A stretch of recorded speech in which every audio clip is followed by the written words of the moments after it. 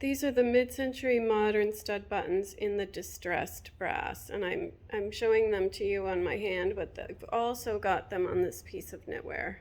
And what I'm doing here is I'm holding together this very shallow overlap on this long asymmetrical triangle that I have one end falling all the way down the front. And this is one of my favorite ways to wear this kind of triangle.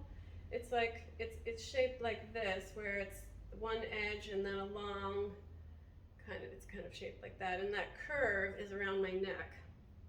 And then I'm marrying that connection with the 3 stud buttons. And I just want to show you really quickly how they work. And I want to tell you why I put the distressed brass on this piece.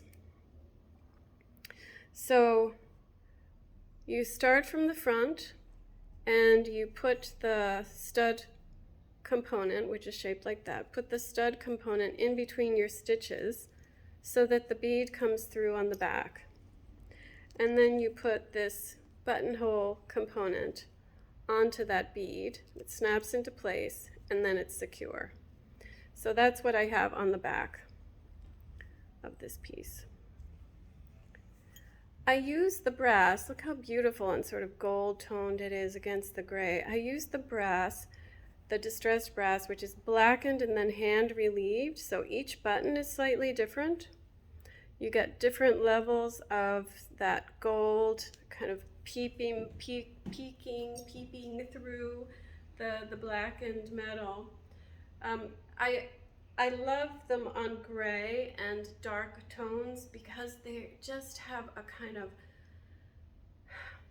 like a rustic, sensuous sexiness to them. I think the gold tone coming through the black in this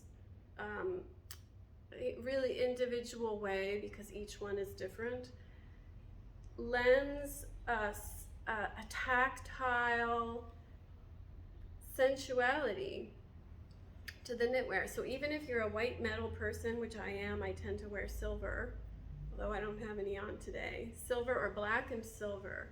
I love the subtlety of the gold tone in the distressed brass buttons, in addition to the robust, powerful function of these components, how they go in between the stitches, and then the knitwear's here, and the backing holds it on.